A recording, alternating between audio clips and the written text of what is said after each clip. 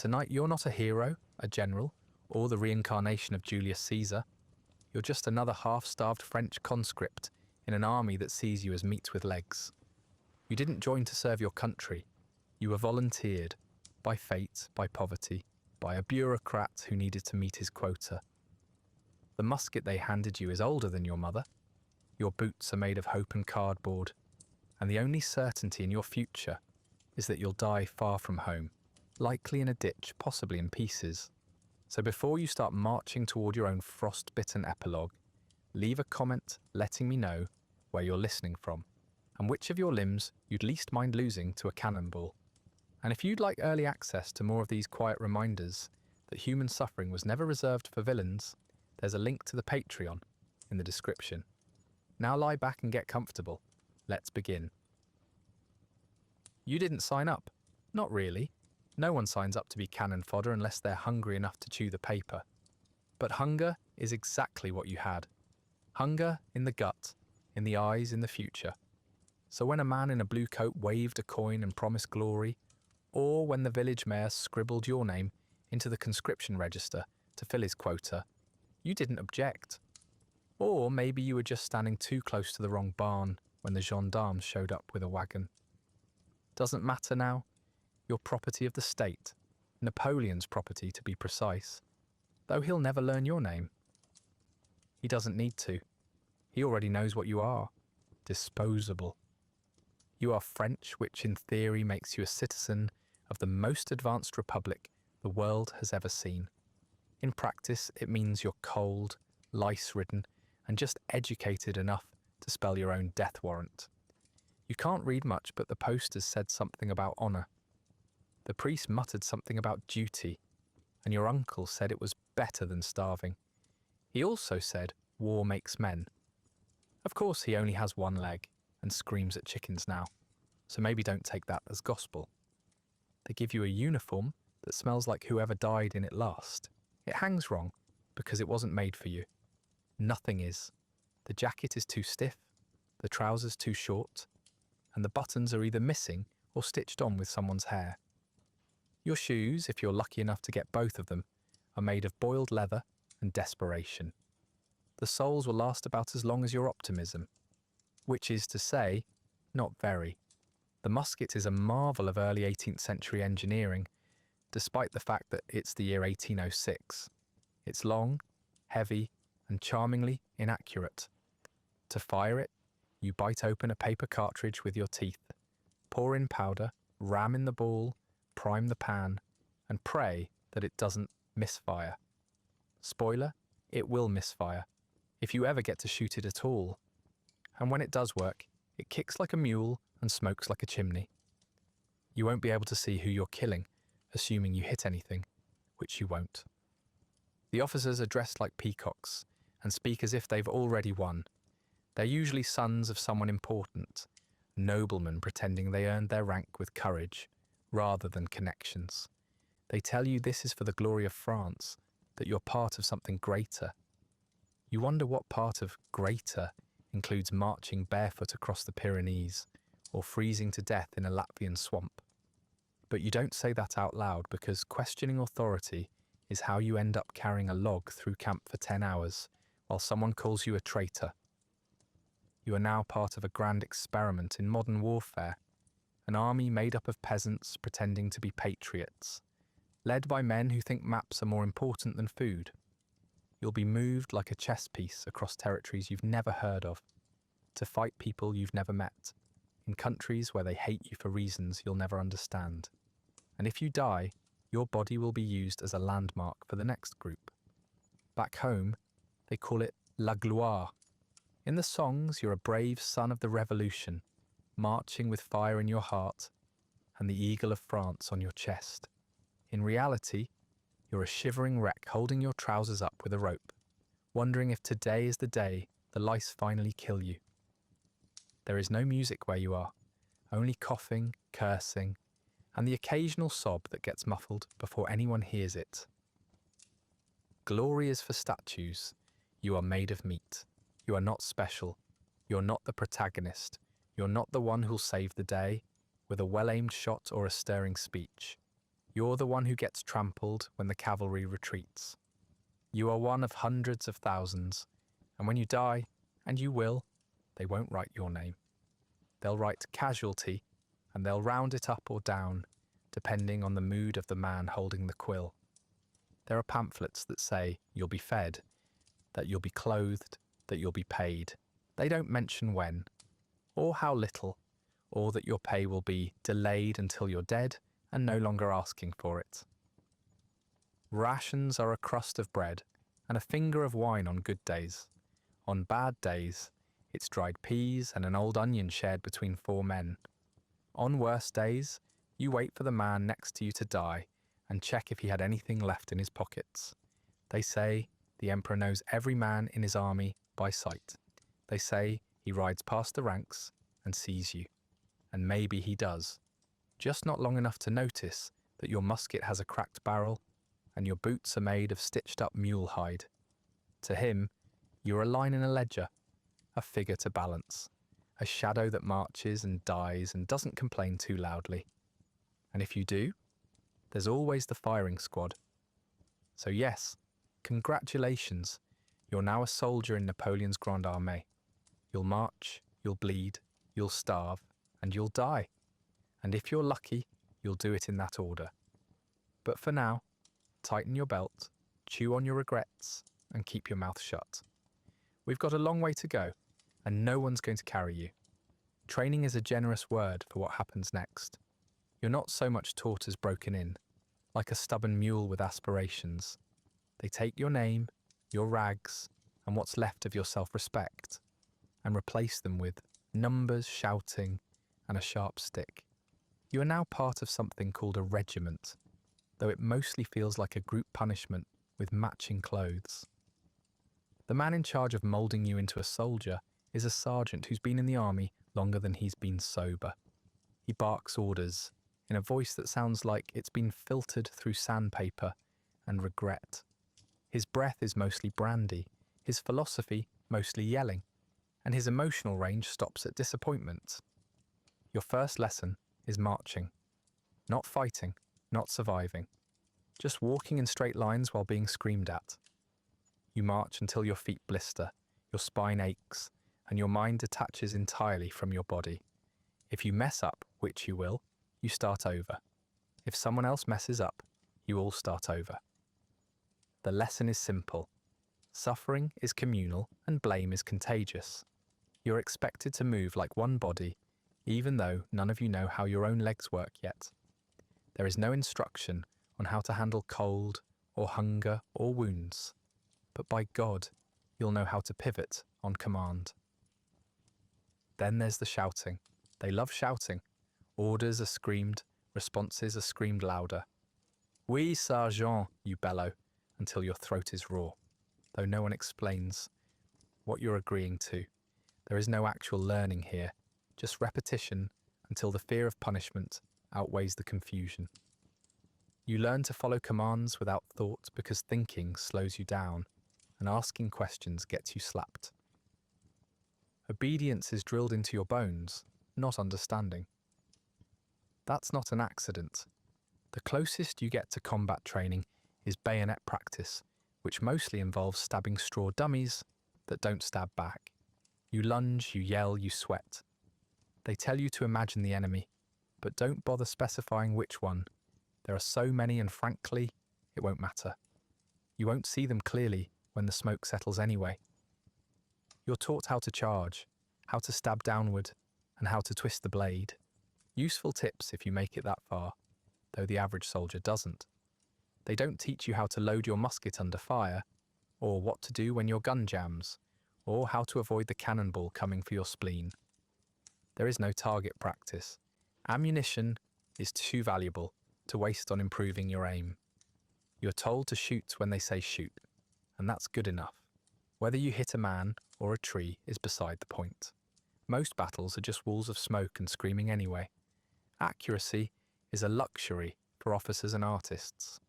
For you, war will be chaos, and training prepares you beautifully for exactly none of it.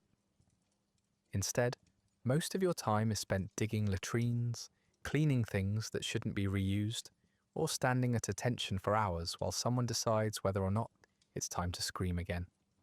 You polish buttons that don't match and sweep dirt off dirt.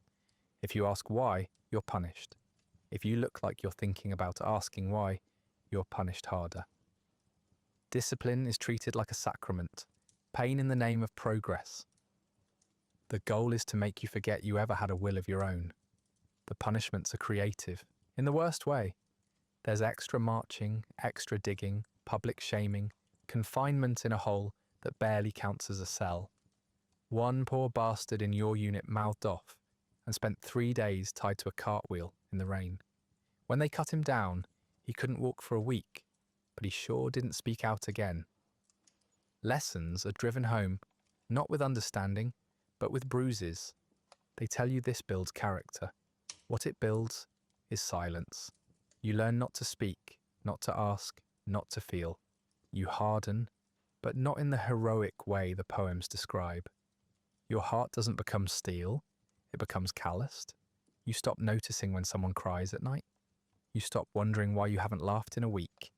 You learn how to look busy when officers pass and how to sleep sitting up without falling over. These are your real skills now. You're given a vague pep talk about bravery, as if marching in a straight line toward artillery counts as courage. They say you're the vanguard of civilization, that you're fighting for liberty, fraternity, equality. Even though your sergeant calls you dog, your rations are smaller than a priest's breakfast, and the only equality you've seen is how everyone gets to suffer the same. The officers speak of honour, but they dine in tents while you eat beetle-infested bread next to a horse's backside. By the time training ends, and it never really ends, they just stop bothering. You're not ready. No one is. You're dressed like a soldier and smell like a stable, and you've learned how to march, shout, and stab things that don't move. You haven't held a loaded musket in weeks. You haven't learned what to do when someone next to you explodes. But the drums are beating, the banners are flying, and you're being sent off to war anyway. Because according to the men in charge, that's enough. You look the part. You'll die like one too.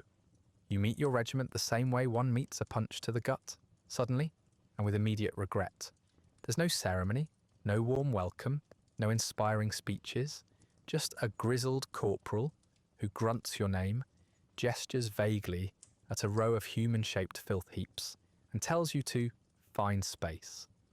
Space is relative, of course. What he means is wedge yourself between two men who haven't bathed since last harvest, and hope you don't roll into a puddle of piss during the night. You sleep in a barn, though calling it that is optimistic. It's more of a collapsing wooden apology for shelter. The roof leaks, the straw is damp, and every surface crawls. You lay head to toe to save space, which means someone's breath is in your feet, and your breath is in someone's socks. There's no bedding, just your lice-ridden coat and whatever warmth your neighbour's fever can offer. When it's cold, you huddle. When it's hot, you still huddle because the mosquitoes are worse than the heat. Lice are not a possibility. They're a guarantee. You can't see them at first, but you feel them. A crawling itch beneath the skin, a constant bite just beyond reach. You scratch until you bleed, and then you scratch more. Every seam in your uniform hides a colony. They lay eggs in the fabric, in your hair, in places you'd rather not think about. Some men try boiling their clothes, others try ashes, some even pray. None of it works. The lice are eternal. They outnumber the army. You get used to the smell. At first it turns your stomach. The mix of unwashed bodies, rotting leather, mildew, and human waste is overwhelming. But eventually, your senses dull. A mercy, really. No one smells good. No one smells neutral. Everyone smells like slow decay. The man next to you has dysentery. You know this because he tells you, in between trips, to dig another shallow trench with his hands. The one across from you has trench foot. His boots are rotting along with his toes, and the smell is beginning to develop character. You will, in time, acquire both afflictions and more. Mealtimes are a group activity, in the same way disease transmission is. You all sit in a circle, swapping rumours, stale jokes, and whatever remains of the rations. You chew on biscuits so hard, you risk breaking teeth. They are older than you are. Sometimes you soak them in water or wine, if you're lucky, but mostly you just gnaw and pretend it's food.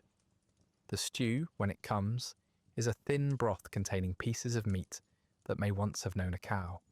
More often, it's just turnip water with extra salt and mystery. You eat it anyway.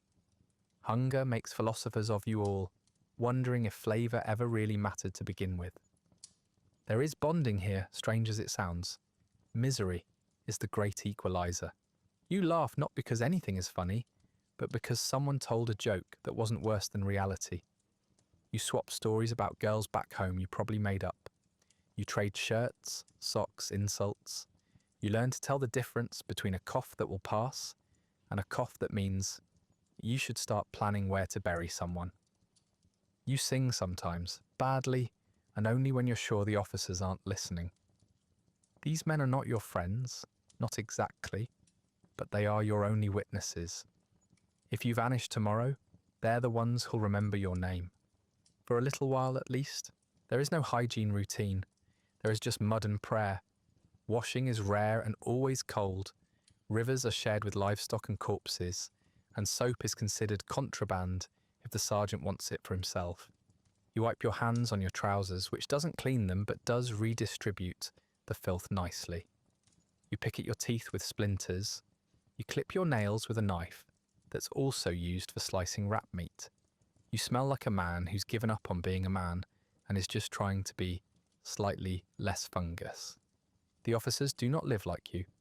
They sleep in tents with blankets, eat salted meat, and bathe occasionally, though they still smell like horses and arrogance. They walk among you with handkerchiefs pressed to their noses, scowling at the mess as if it wasn't their idea. If they see you coughing, limping, or scratching too aggressively, they don't offer help. They offer extra duty, because nothing cures disease like marching in circles with a pack twice your size. Occasionally, someone dies in the night. It happens quietly. A man who was coughing the day before goes still, and no one notices until morning. He's dragged outside, wrapped in his coat, and buried in a pit if one's available. More often, he's just left until the sergeant remembers to care. There's no ceremony, just another gap in the straw. His lice, of course, remain. They're quick to find a new home. By now, you've stopped flinching at the sound of retching. You don't bother swatting flies. You drink from a canteen that might be growing its own ecosystem. And you've accepted that diarrhea is more common than conversation. You are part of the regiment now, not because you passed some test or proved yourself in battle, but because you're still breathing and no one else has taken your spot in the straw. The war is never where you are. It's always just over the next ridge, across the next river, beyond the next village, someone already burned. So you walk. Not because you want to, not because you believe in anything, but because stopping means getting left behind. And getting left behind means dying alone in a ditch. Your orders are vague. Advance, regroup, redeploy. But the result is always the same. You wake up sore, you hoist your pack, and you start walking again. At first you keep track. You count days, towns, footsteps. You try to remember the names of rivers, the colour of soil, the taste of the air in each valley. But eventually, it all starts to blend. Every field looks like the last one. Every forest smells like rot and wet wool. You forget the names of villages as soon as you leave them, and you forget your own somewhere near the border. You're not a person anymore. You're a pair of legs wrapped in blisters, a sack of bone and sweat marching under threat of punishment. The road is not a road most of the time.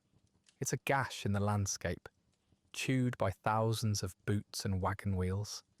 Mud is your constant companion. Sometimes it's thick enough to steal your shoes. Sometimes it swallows horses whole. Once it swallowed a man, and no one stopped to dig him out. You walk through snow, rain, sleet, and sun, often all in the same day. Your coat is never dry, your socks never warm. You learn to walk with water in your boots and pretend the squelch is normal. Food is a memory. You begin the march with rations, but they vanish quickly, eaten, spoiled, or stolen. After that, it's whatever you can find. Wild onions, mouldy bread begged from peasants, a dead bird you spotted first. You chew bark just to pretend you're doing something. When luck is with you, you share a stew made from something vaguely mammalian. When luck isn't, you lick the inside of your empty ration tin and pretend it helps. Hunger isn't a feeling anymore. It's your new religion. Your feet are the first to go. The blisters burst, the skin peels off, and the nails turn black and fall away. Every step feels like walking on hot coals and broken glass. You stuff your boots with straw if you have it. When that runs out, you use rags, leaves, anything. Some men walk barefoot until the frost takes their toes. Others steal boots from the dead, if they're lucky enough to find someone close to their size. You learn not to get sentimental about corpses. You need what they're not using anymore. Sleep is a luxury. You drop wherever the column stops, in fields, in ditches, under trees if you're lucky, under horses if you're not. There's no such thing as comfort, only exhaustion so deep it drowns the pain. You don't dream, or if you do, they're not dreams worth remembering. Some men talk in their sleep, begging for food, crying for mothers they forgot years ago. You don't say anything. You just curl up, pull your coat tighter, and wait for morning, or for someone to kick you awake. The dead are always with you, sometimes literally.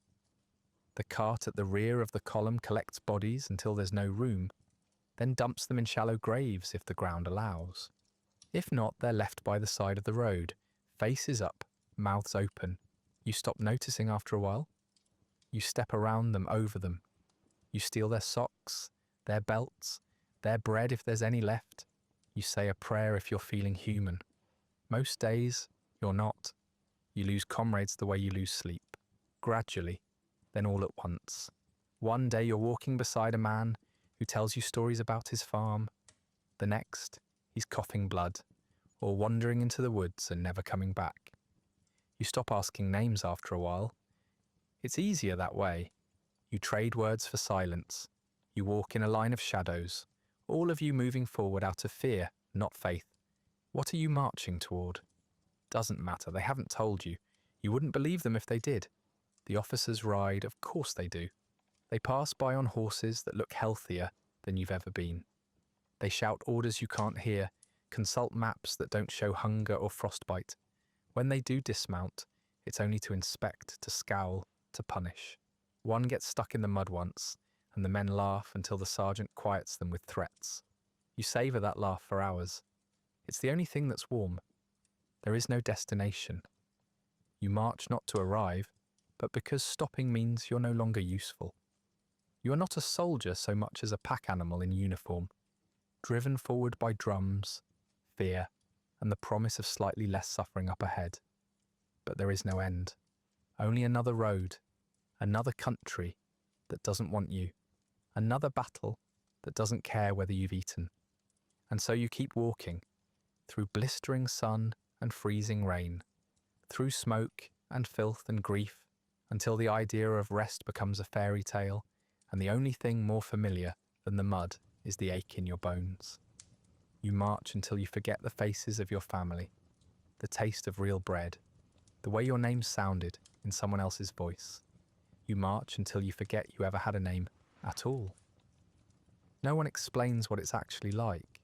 They talk about courage, about duty, about honour, but they never tell you about the smell. Not the powder or the smoke, though there's plenty of that, but the stench of fear and fresh excrement as hundreds of grown men soil themselves in unison. You don't realise it's happened until you notice you've done it too. Your first battle begins before the bugles, before the flags. It begins in your stomach. You feel it sink and twist the moment you hear the cannons. That's not thunder. That's death. From a mile away, thrown by someone you'll never see.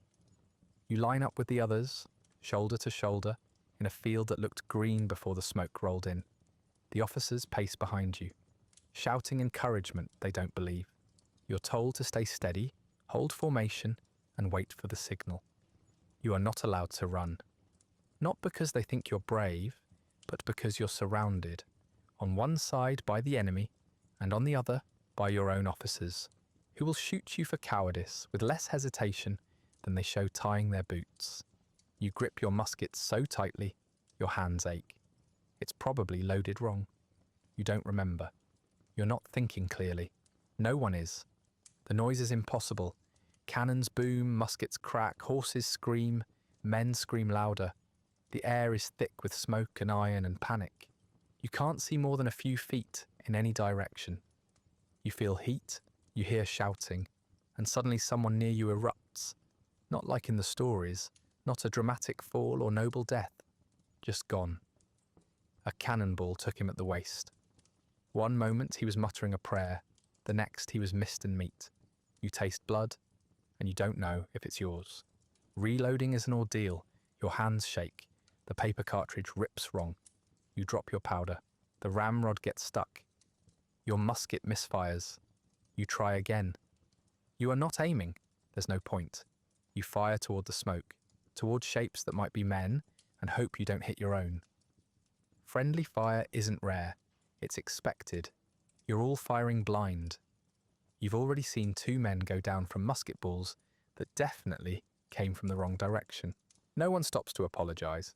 Drums beat somewhere in the chaos, but they don't help. Orders are shouted and lost in the din. You hear men yelling in French, then in German, then nothing at all. Your officer is gone. Maybe dead. Maybe just smarter than the rest and already running.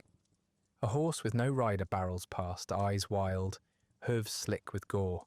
It knocks a man down and keeps going. You step over the body. There's no time to check. You think you see the enemy. Just shadows in the haze, but then they're real and they're close, and they have bayonets. You remember the straw dummy. You remember the drills. You try to stab and scream, but it comes out like a whimper. You lunge, you miss. Someone else lunges back. Steel meets flesh, maybe yours. You don't feel it right away. The adrenaline is too strong. You're running now, or stumbling, or falling.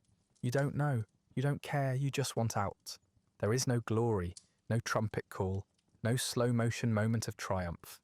There's mud and blood and noise so loud, it flattens thought. Men fall and writhe and are trampled by their friends. Some shoot themselves in the foot to get out of it. Others just collapse from terror. The bravest man you know is sobbing into the dirt. The cruelest one is curled in a ball begging for his mother. You envy them both. Time stops working. A minute lasts an hour. An hour vanishes in an instant. You don't know how long you've been in this. You don't know where you are. You can't hear. The ringing in your ears is constant now. You taste dirt. Your shoulder is bruised from recoil. Your cheek is cut. Someone's hand is on your leg, but it's not attached to anyone anymore. Eventually, the smoke begins to clear. Not because the fighting stops, but because there's no one left to keep it going. The ground is a churned mess of limbs, uniforms, and broken steel. The moaning starts to rise, low at first, then building into a chorus of agony that makes you want to cover your ears and never uncover them again. You are still standing. You're not sure how. You see men crawling, dragging themselves through mud, calling for water, for medics, for death. The surgeons arrive late, overwhelmed and under-equipped. There are no stretchers, just blankets or spare coats. You help carry someone with half a face back to the camp, though no one thinks he'll make it. You don't know his name. You never asked. It's easier that way. That night, you don't sleep. You lie there with your eyes open, heart still pounding, clothes still damp with someone else's blood. You try to remember if you fired your musket. You think you did. Once, maybe twice. You try to count how many men died. You give up. The number doesn't matter. They're gone. You're not. That's the only math anyone cares about. And just like that, you're a veteran. You've seen battle. You've stood in a field and watched the world come apart around you. You survived, which is supposed to mean something. But mostly, it means you'll have to do it again tomorrow. You don't hear the shot that hits you. That's the first insult. No whistle, no echoing crack, no cinematic pause. Just the sudden feeling that your leg has turned to fire, and meat. You fall. Hard, mud in your teeth, blood down your boots. The musket drops from your hand, but you don't notice. All you can see is red, spreading fast and thick across your trousers, like you've spilled wine at the worst dinner party in Europe. You scream, then stop. It takes too much effort. Your mouth is open, but no sound comes out, just froth and a whimper you'd be ashamed of if your thigh wasn't pouring itself into the dirt. Someone shouts for help, but it's not for you. No one's looking. Men are dying louder nearby. A horse gallops past and nearly crushes your hand. You crawl. Somewhere. Anywhere. Somewhere that doesn't smell like powder and excrement and death. Eventually, you're dragged behind a makeshift barricade, a pile of corpses mostly. You don't care.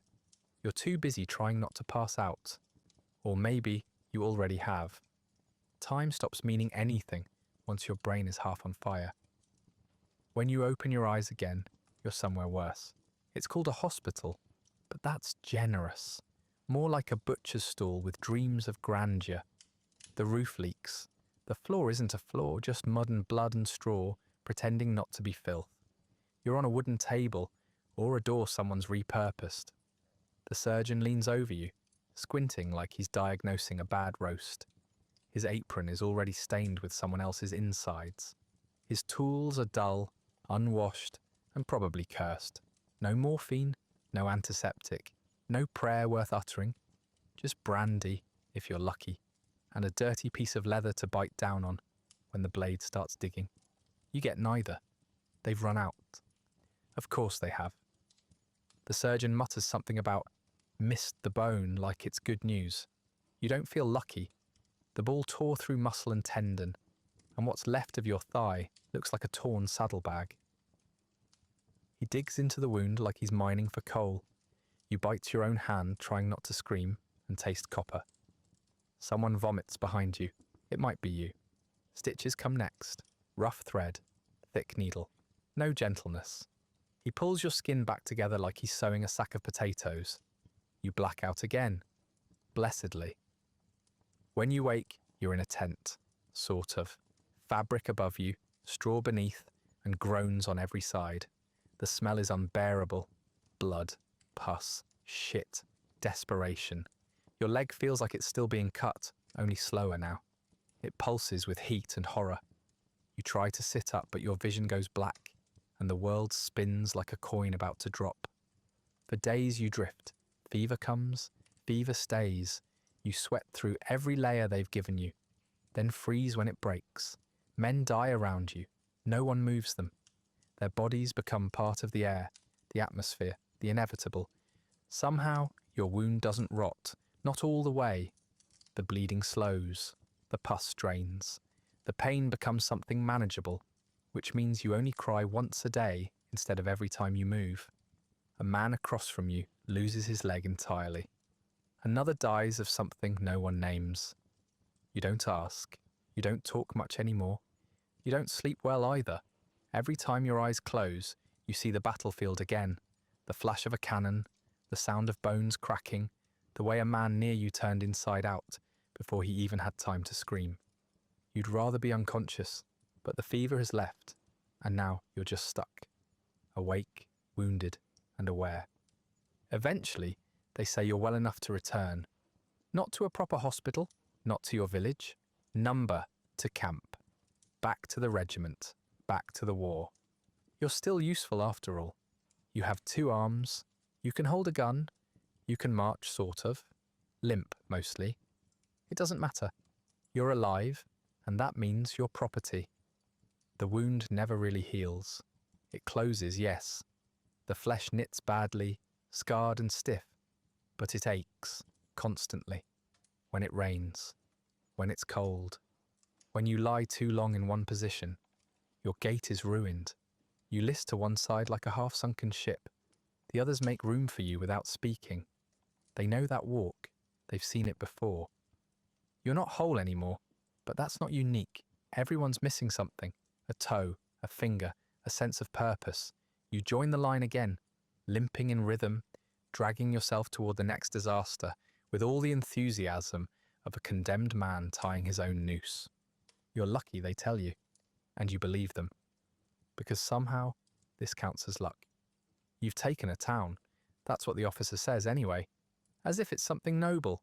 In reality, it means the enemy ran out of bullets, or the will to fight before you did. It means the streets are full of smoke, the houses half-shelled, and the civilians too scared to look you in the eye. You're not greeted as a liberator.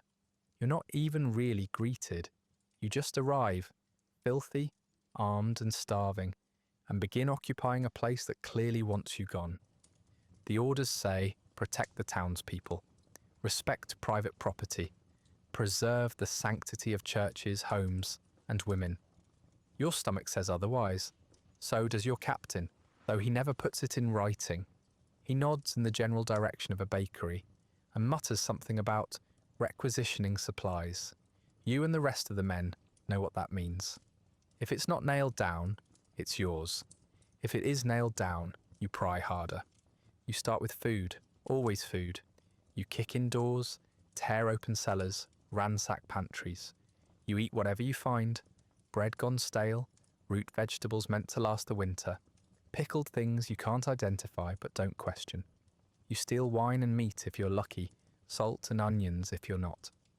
You fight with other soldiers over a loaf. One man stabs another over a jar of lard. The officers look the other way. Hunger makes brutes of everyone. Then come the clothes, dry socks, unpatched trousers, coats that don't smell like corpse rot, all up for grabs. You swap uniforms for civilian coats, not because they're warmer, but because they don't reek of death. Jewellery disappears. So do candles, knives, combs and pots. Someone walks off with a grandfather clock, dragging it through the street like a trophy. No one stops him. No one laughs either. You tell yourself it's just surviving. You're not looting, you're scavenging. You're not stealing. You're taking what you need to keep marching, keep fighting, keep breathing. The civilians don't seem to understand the distinction. They watch from behind shutters, quiet and pale. Some beg, some cry, a few scream, and those are the ones who usually get hit. Not fatally, not always, but hard enough to remind them who's in charge now. The line between soldier and criminal blurs fast. There's no pay, no supplies, no justice. You do what you must, and then a little more, because everyone else is. You break into homes not for food, but because you can. You search rooms out of boredom. You flip through books in languages you can't read. Tear paintings off walls, rifle through drawers for keepsakes you don't need. One man finds a wedding dress in a trunk. He laughs, then he sets it on fire. Churches are no safer. The captain tells you not to touch them. Sacred ground, he says, but then disappears for a few hours, and when he returns, the silver is missing from the altar, and the wine casks are half empty. A few of the men piss in the font. Someone smashes a statue of the Virgin with a musket butt. You don't stop them. You don't even flinch. You just sit on a pew and eat stolen cheese, watching the candles flicker like they're trying to leave the room. The civilians don't resist. They know better. A few try hiding things. Bread buried in gardens, jewellery in chimneys, children in cupboards. The soldiers find most of it, not all. You hope some of them kept something. You hope someone lied well enough to keep their last loaf. It makes you feel marginally more human. You start to feel dirty in a new way, not just from mud and lice and blood, but from something deeper. You catch yourself laughing at things that aren't funny. You look at a sobbing child and feel nothing. Not even pity, just exhaustion.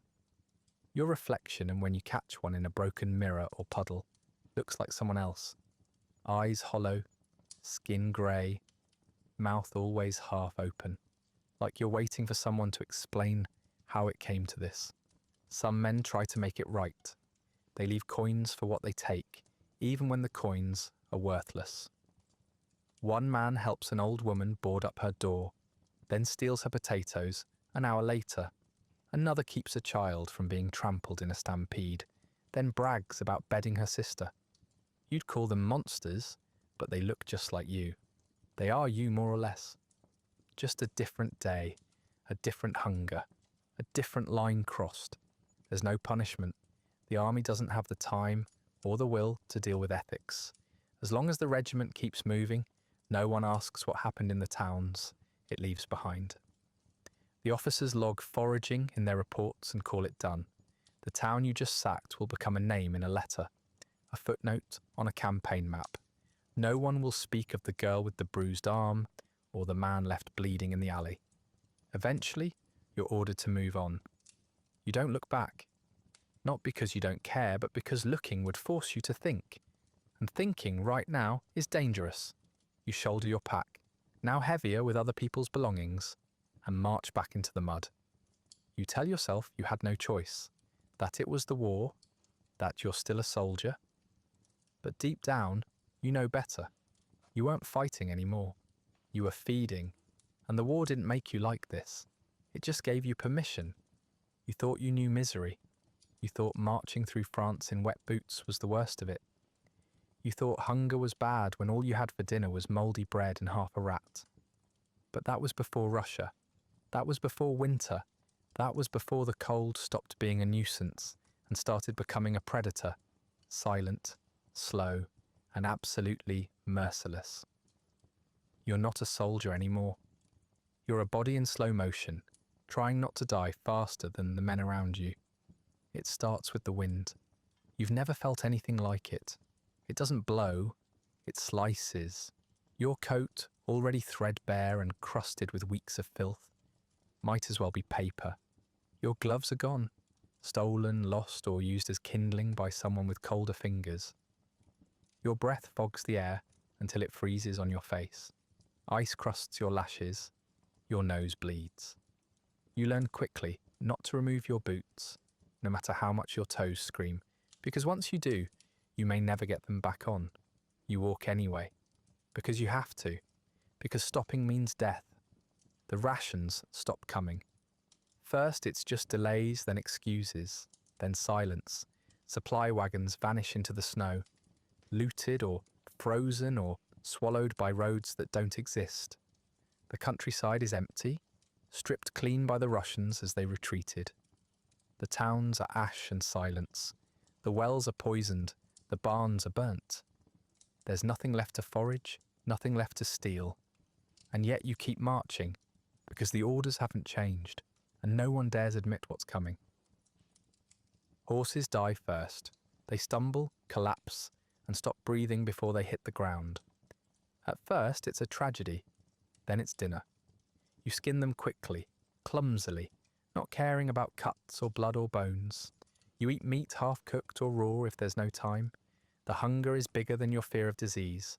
Then you start boiling leather, belts, saddles, your own boots. The broth tastes like dirt and desperation. It doesn't help, but you tell yourself it does because the only other option is to stop believing in anything. Frostbite becomes a daily routine. Fingers turn white, then black, then fall off. Toes rot in your boots. Men scream when their ears snap off in their sleep. One morning a man wakes up and can't move his legs. He freezes to death before noon. Another slices off his own foot, hoping the infection won't reach higher. It does. He dies 2 days later, raving about soup and sunlight. You stop offering help. You don't have any to give. Your uniform is a joke. Holes everywhere. No warmth left. You wrap your hands in whatever you can find. Cloth, straw, scraps from the dead. You tear lining from abandoned carts. You stuff your coat with grass. None of it works. The cold finds you anyway. It gets into your lungs, your teeth, your bones. Your breath rattles. Your skin cracks. You learn to keep moving, even when you stop feeling your legs. The dying becomes background noise. You don't even turn your head anymore when someone collapses. It happens constantly. You just keep walking, eyes fixed forward, one step at a time. You recognize the smell of rot under snow. You memorize the color of dead lips. You know exactly what a man looks like, 10 seconds before he gives up. It's a look you've seen in a mirror, if you've had the strength to glance. Cannibalism is never discussed, but it happens quietly, desperately, A soldier dies in the night, and by morning the body is lighter. You don't ask questions. You don't want the answers. You just note the missing fingers, the cleaned ribs, the odd warmth on someone's face that didn't come from a fire. You'd say you'd never do it, but you're not as sure as you used to be. Hunger rewrites your morals in blood. The officers stop pretending. They ride past you, gaunt and silent, their horses barely upright. No more shouting, no more speeches, just grim faces and disappearing ranks. The Grande Armée is unravelling. Men deserting, dying, killing each other for a crust of bread or the warmth of a corpse. You start marching in smaller groups, then alone. The army isn't an army anymore. It's just a direction. You lose track of the date. You don't know how long it's been since the invasion began. The days blur, endless white and grey, the crunch of snow under boots, the weight of hunger like a second pack on your shoulders. You stop thinking about France, about home, about survival. Now it's just about staying upright for one more hour, one more step. Eventually you reach a river, a frozen crossing. The ice groans beneath you as hundreds try to make it across. Some make it, some fall through. You hear the screams under the surface, sharp and brief. No one stops. No one reaches in. You keep walking. You don't even look down. By the time you're told the retreat is official, it's a joke. There's nothing to retreat with. The army is gone. The men who remain are barely shadows. You've eaten things you'll never confess. You've seen things you'll spend the rest of your life forgetting. If you make it out, and that's still a very big if, you'll never be the same. But then again, you stopped being yourself somewhere back in the snow. The Russian winter doesn't kill with bullets or blades. It kills slowly, softly. It kills your hope, your memory, your sense of self. It leaves you hollow and frozen, walking west with 1,000-yard stare and a stomach full of nothing. You thought battle was the worst part of war, but battle ends, winter doesn't. And neither, it seems, does this march. Retreat isn't what they told you it would be. It's not an organised fallback or a tactical repositioning. It's not a brave regrouping of tired men with noble hearts and stiff upper lips. It's not even running. Running implies urgency, adrenaline, motion. This is different. This is walking backward while bleeding. It's limping west through snow and smoke, through forests stripped of bark and villages stripped of people. It's a slow motion collapse, and you're just one more body trying not to fall at the same time as everyone else. There's no formation anymore. No banners, no songs, no trumpets or orders or clear destination. You wake up, if you slept at all, and you walk. Not because someone told you to, the officers stopped giving commands days ago, but because the other option is lying down and letting the cold claim you. Every morning, a few more don't get up. They're frozen, curled into themselves, their faces half covered with snow, their fingers black and brittle. No one buries them, no one weeps. You just step around the body and keep moving. Food is gone. Not scarce, gone. The last wagon of supplies disappeared weeks ago, stolen, burned, or consumed by men who died with crumbs still on their lips. Now you eat whatever you find. Bark, bones, handfuls of snow. If a horse collapses nearby, there's a frenzy. Men ripping it apart with knives, teeth, bare hands. You've eaten worse. If you haven't, you will soon. There's no shame left, no dignity. Hunger has eaten that too. There is no leadership. The officers are either dead, deserting, or pretending not to be responsible for any of this. The ones still mounted don't speak. They just ride past with faces like stone, barely recognisable beneath frost and filth. Some have taken off their insignia. Better to look like a common soldier than be targeted by your own men. Because mutiny is no longer a rumour, it's a tool. Orders are ignored. Fights break out over scraps. Knives come out over firewood. You stop trusting anyone. You keep to yourself. That's safer. Every hour feels longer than the last. Your body is no longer yours. It's a shell, cracked, aching, leaking at the edges. You've forgotten what it felt like to be warm, or clean, or full. You sleep in shallow pits, wrapped in your own coat and someone else's blood. If you're lucky, you find a corpse to curl against. The body heat helps. You tell yourself they'd understand. You don't ask permission. The dead don't object. Some men desert. They peel off in the night, thinking they'll find safety in the trees or mercy in a distant farmhouse. They don't. You find their bodies later, frozen, looted, their boots missing, their eyes open. The locals want nothing to do with you. To them, you're a plague, a threat, a symbol of all the destruction that's come, and all that's still coming. They hide their food, bar their doors, and set traps. Some of them shoot on sight. You don't blame them. You start to dream of capture. Not freedom, not victory. Capture. Because the enemy might feed you. They might give you a blanket. They might not shoot you out of spite. That's more kindness than you've seen in weeks. You fantasize about being taken prisoner the way you once fantasized about going home.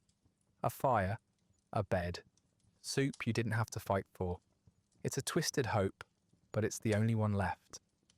The myth of honor in retreat dies quickly. You were told it was brave to endure, to carry on. But enduring what exactly? There's no strategy here, no cause. Just dead men walking in the wrong direction, hoping the next ridge holds fewer corpses than the last. There's no honor in this. There's no glory.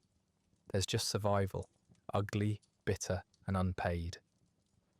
You see men walking without shoes, others without coats, some without eyes. One man carries his own frost-bitten toes in a rag, as if someone might want them later. Another marches with his dead brother's body slung over his shoulders, refusing to let go. No one questions it. Everyone carries something, a burden, a wound, a name they can't forget, or a face they wish they could. You stop thinking in days, you stop thinking altogether. You just follow the footprints in front of you, putting one foot down and praying the other will follow. You forget why you came. You forget where you're going. You forget who you are. There's only the march, only the cold, only the hope that maybe, just maybe, this isn't how you'll die. But honestly, you probably will. Maybe not today, maybe not tomorrow, but soon. Quietly. Like the others. No dramatic last words, no memorial. Just another body in the snow, half covered, half forgotten. Another ghost with a musket, and no more miles left in his boots. And when it happens, it won't be a tragedy. It won't be a story passed down or a lesson in courage. It will just be one less mouth to feed, one less shadow in the long grey line heading west. You'll fall, someone will glance, no one will stop, because the retreat doesn't care who dies. It just wants you to keep walking until you can't. You didn't mean to get captured. No one does? Maybe you collapsed from hunger and didn't wake up in time to keep marching. Maybe you got separated from your unit and walked into the wrong barn. Maybe you dropped your musket during the retreat, slipped on ice, or just stood there too long when someone shouted surrender. It doesn't matter. One moment you were a soldier, or something close to it, and now you're a prisoner. Congratulations, things are about to get worse in new and exciting ways. If you're captured by the Russians, you'll learn the true meaning of slow death. They don't shoot you. They don't beat you to death. That would take effort. Instead, they just put you somewhere cold. A barn, a shed, a half-collapsed prison fort, and leave you there with other Frenchmen who are too tired to stand and too scared to sleep. You're given food once every few days. A ladle of grey porridge, maybe. A potato, if someone's feeling festive. The guards don't speak your language, and even if they did, they wouldn't waste words on you. Their boots speak loud enough. The cold is constant. You thought you understood winter during the retreat, but that was motion. This is stillness. This is lying in a pile of straw with no fire, pressed between dying men for warmth that won't last. Your coat is frozen to your skin. Your breath turns to frost on your lips. You lose sensation in your fingers, then your toes, then the part of your brain that used to care about surviving. The straw's full of lice, the walls are full of holes, your stomach is full of nothing. You sleep in shifts, not because you're standing watch, but because the nightmares feel too much like memory. Disease sweeps through the camp like it's trying to win a race. Typhus, dysentery, gangrene, you name it. The guards do nothing. If you die, they bury you in a shallow pit out back if they remember. Sometimes they don't. Sometimes your body just lies there for days, stiff and curled, until someone rolls you out of the way to make room for the next soon-to-be corpse. You don't even flinch when someone coughs blood beside you. You just hope you're not breathing it in. If you're captured by the Spanish, it's a different kind of misery. Hotter, louder, and full of vengeance. You're not just an enemy soldier here. You're a symbol of occupation, of everything they've lost and everything you helped ruin. They hate you, personally, viscerally. You're locked in stone jails that haven't seen maintenance since the Inquisition. The food is worse than Russian slop, if that's even possible. A piece of hard bread that smells like mould and regret. A handful of beans, occasionally nothing at all. The guards are cruel in a way that's not about orders, it's about pleasure. Some like to beat you for amusement. Others ask questions you can't answer, and then punish you for not answering. You're tied to posts and left in the sun, or the rain, or wherever they think you'll suffer more.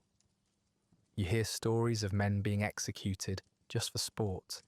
You start to believe them. You hear screaming at night. Sometimes it's from the guards. Sometimes it's from your cellmates. Sometimes it's from yourself. Still, you envy the men who die quickly.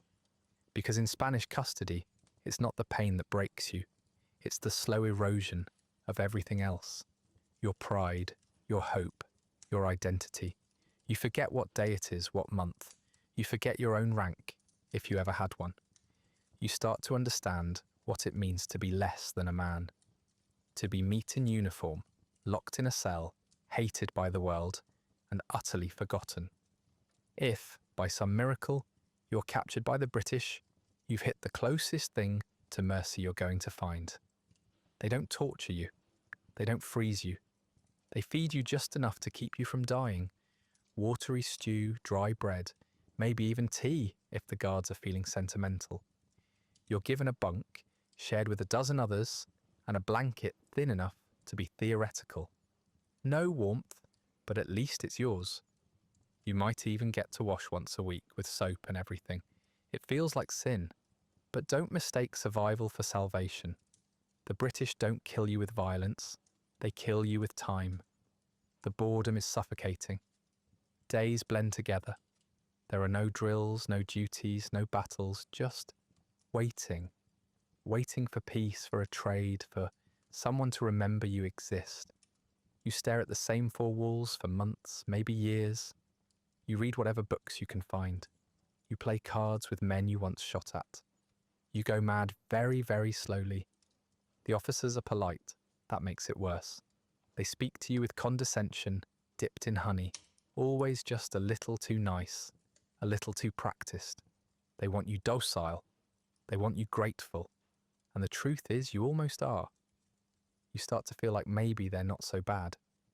Then you remember your friends who never made it to captivity, the ones who bled out in the snow or rotted in barns, and you hate yourself for thinking warm soup is worth forgiveness. Every day you're a prisoner, you get a little smaller. Not in body necessarily, though the hunger does that too, but in spirit. You shrink, you quiet, you learn to wait, to endure, to keep your head down and your mouth shut. You don't plan escape, you don't plan anything, you just survive. If you're lucky, you'll be traded.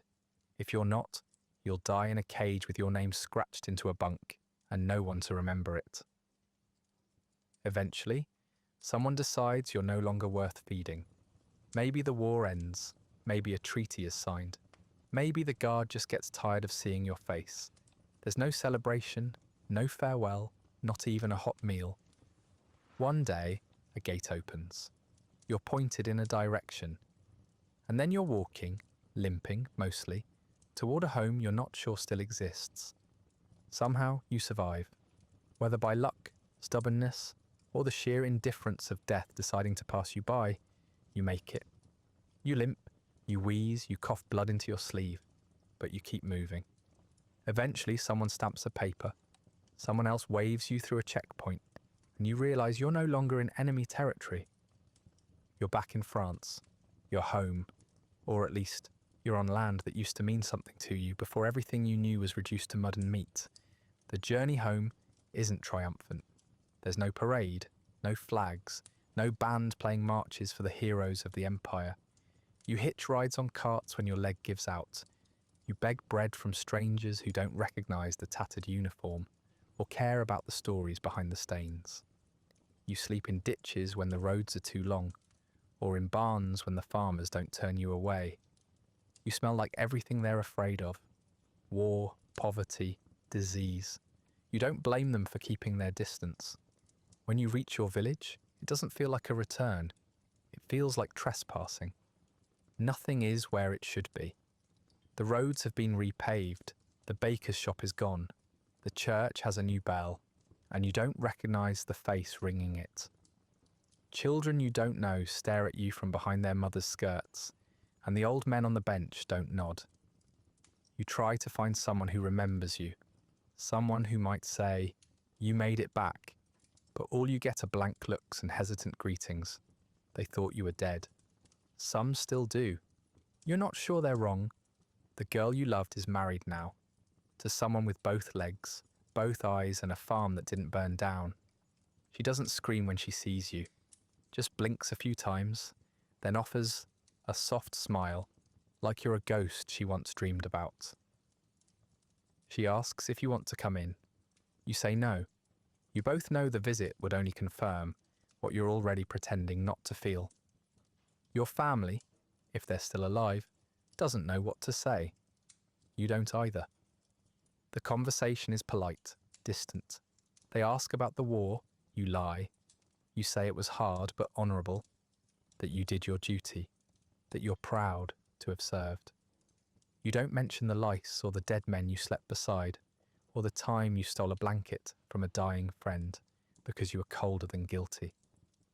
They nod, relieved by your silence. No one wants the truth. They want the myth, and they want it quietly. There's no pension waiting for you, no back pay, no medal, no letter of thanks from the emperor. Just the rags on your back, a cane that barely holds your weight, and a few ugly memories that wake you up most nights, soaked in sweat. You go to the mayor's office to ask if there's any assistance for veterans. The clerk doesn't look up from his paperwork. He tells you they're still sorting things out, that you'll be notified, that you should be patient. You nod and leave before you start shouting. You try to find work, but no one needs a farmhand who limps, a labourer with half a hand, a teacher who can't sleep without screaming. You offer to chop wood, carry loads, fix roofs. You're told there's nothing at the moment.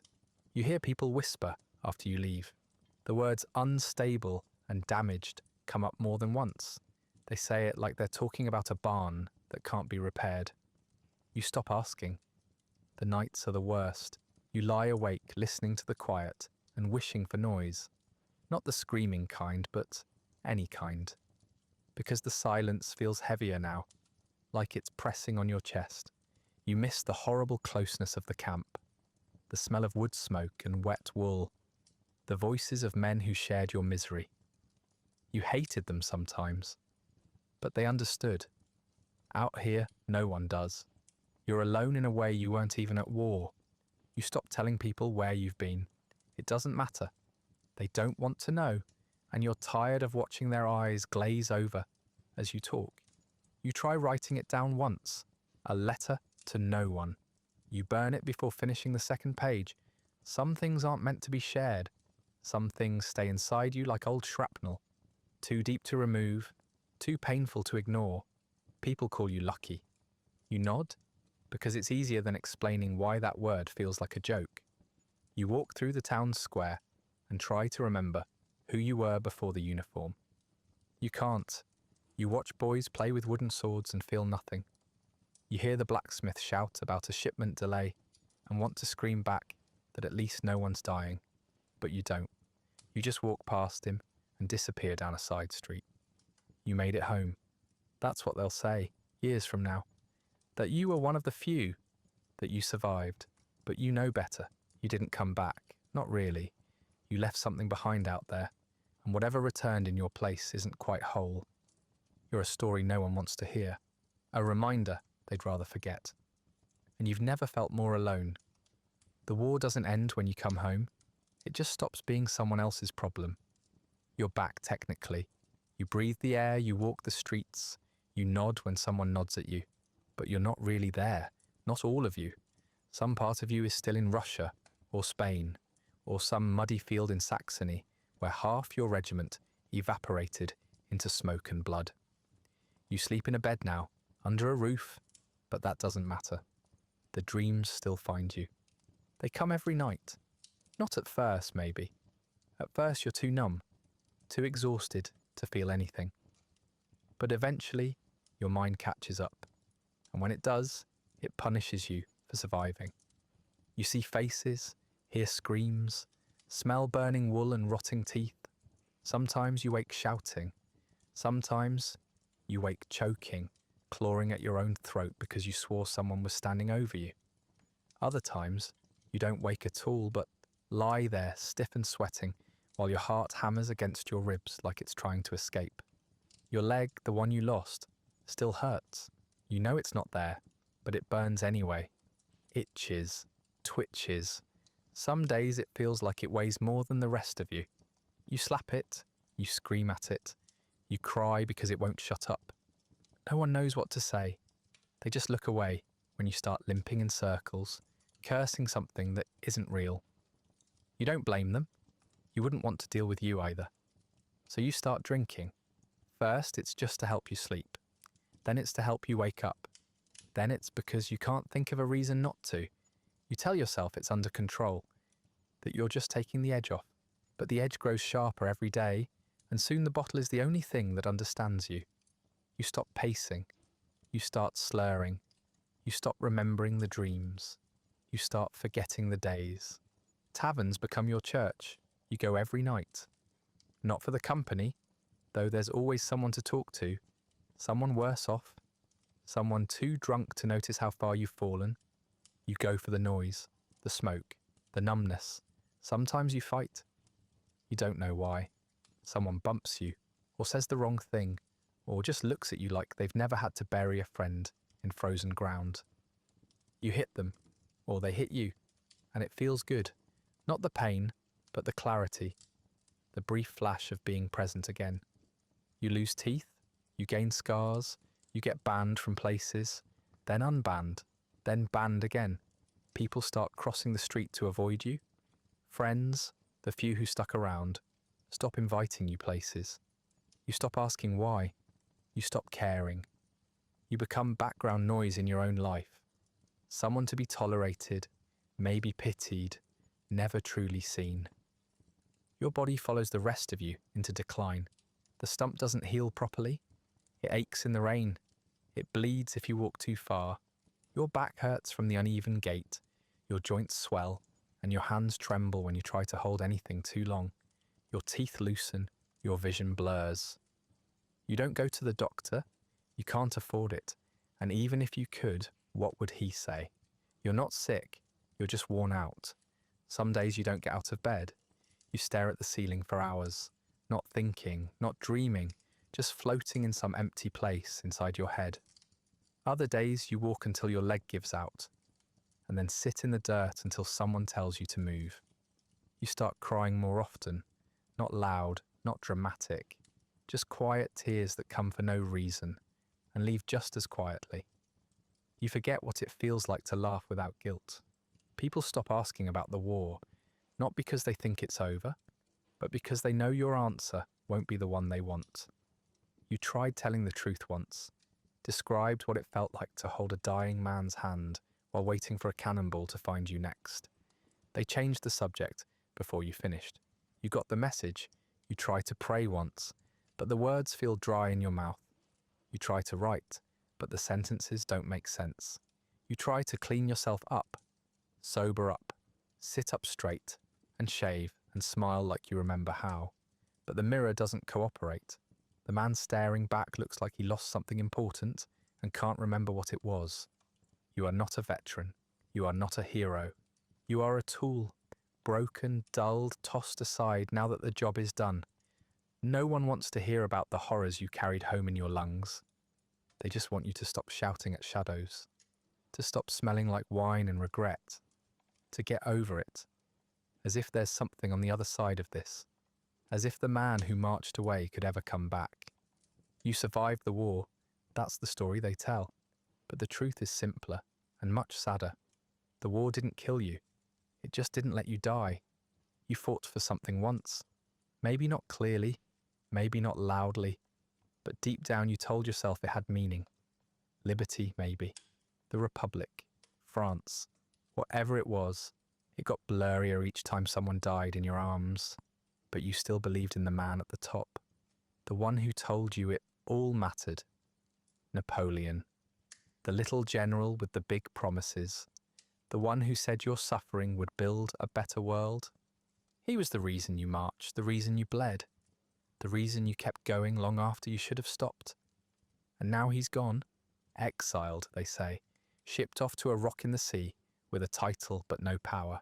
They call it justice, or peace, or the end of an era. You call it what it is, but a farce. He got a villa and a staff. You got a stump and a pension that never arrived. He gets to write his memoirs. You can't even hold a pen steady. He was the architect of your misery. And somehow he landed softer than anyone else. The man who ordered 250,000 of you into Russia now lives somewhere warm, and you're still picking frostbite out of your memories. But it doesn't last. It never does. A few years pass and suddenly he's back. Just like that. Walks in from the coast like nothing happened. They say the soldiers sent to arrest him joined his march instead. That they threw down their guns and cried with joy. You wonder what kind of men those were, what they hadn't yet seen, because anyone who followed him a second time must have missed the first half of the nightmare. So the war returns, briefly, violently, stupidly. You don't go this time, can't, wouldn't. They don't ask you.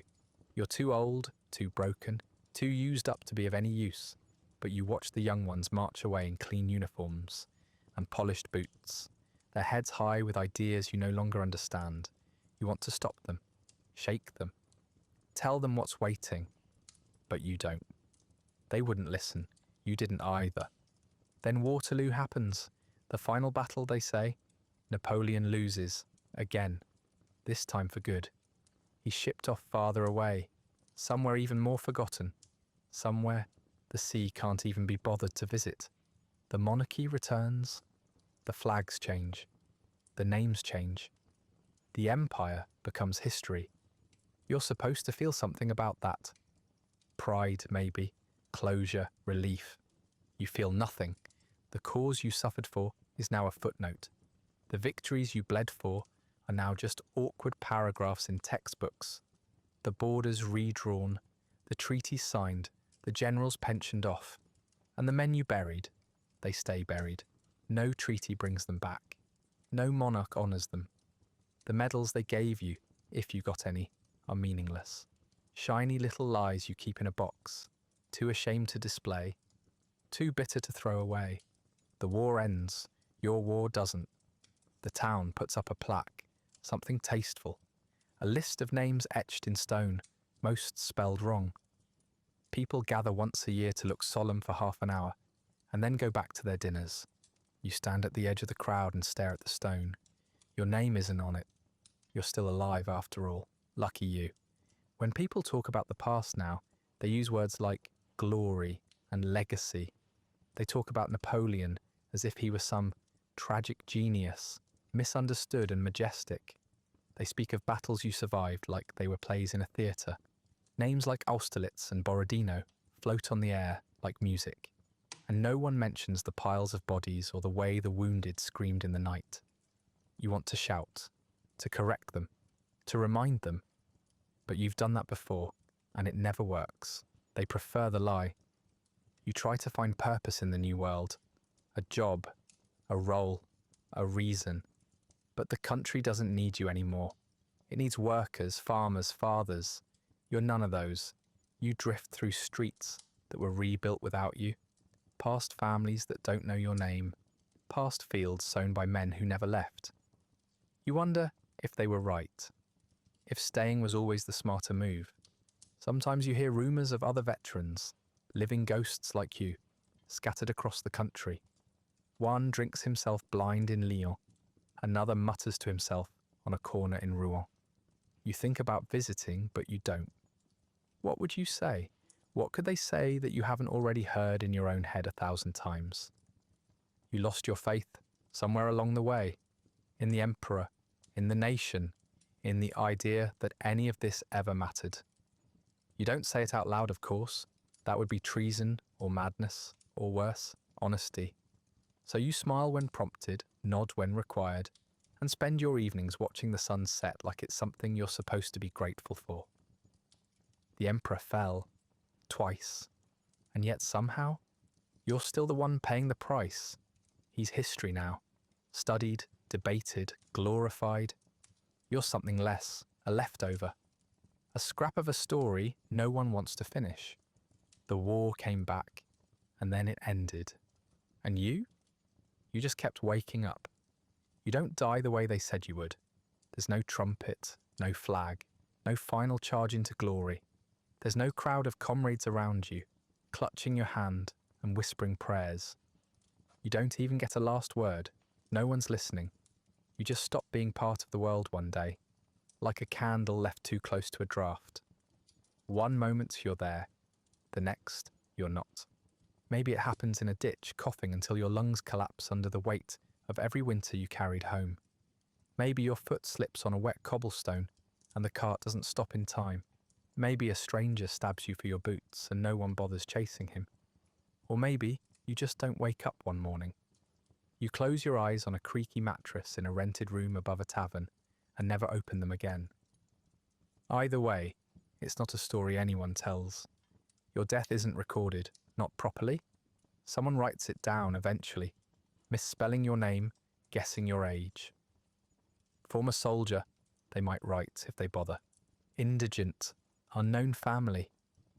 If you're lucky, the priest mutters a prayer over you. If not, the gravedigger drops you in the trench without a second look. You're buried with others, men like you, forgotten in groups because it's cheaper than remembering them one by one.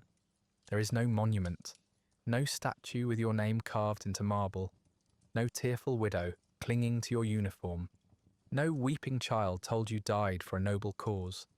You outlived the people who once pretended to care, and the people who never did will outlive you.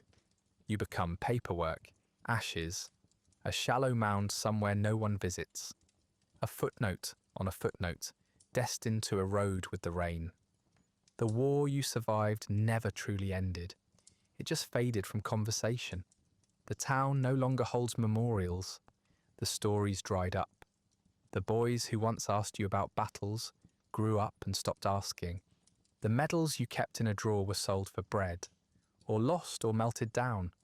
The uniform you couldn't bear to wear again rotted in a chest that no one will open. When someone finds it, years from now, they'll toss it without looking. Just more old fabric, just more clutter. You're not in the books. They don't write about men like you.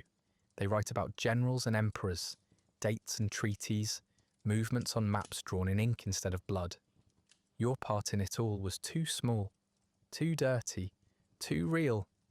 They don't talk about frostbite or starvation or the 1,000 small humiliations of dying slowly.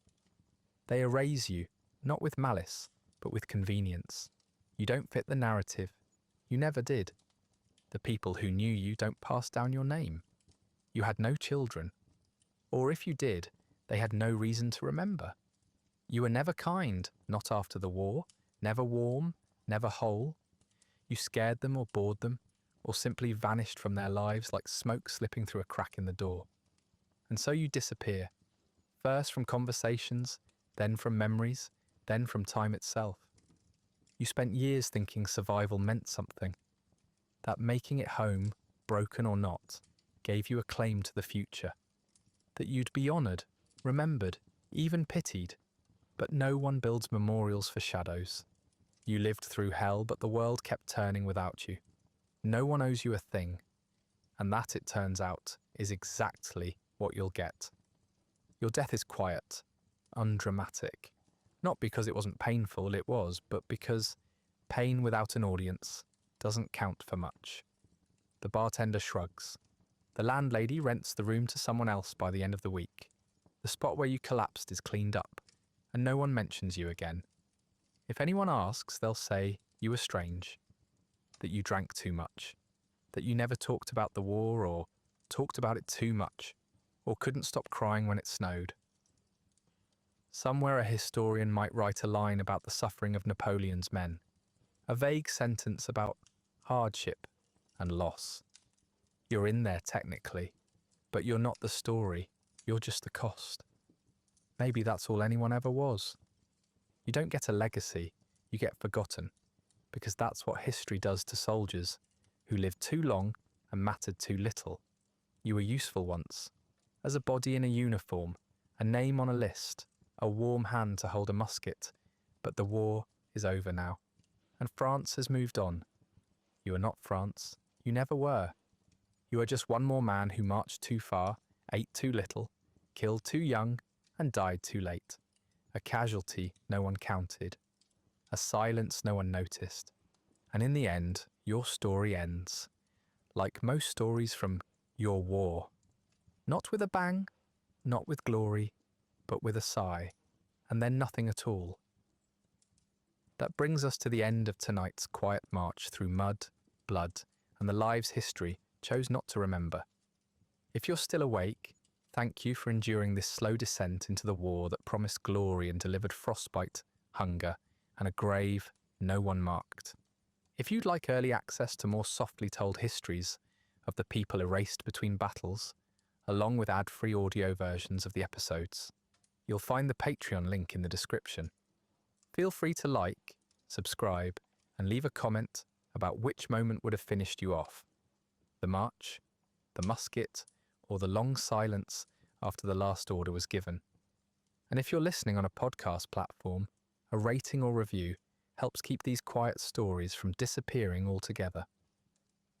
Sleep well.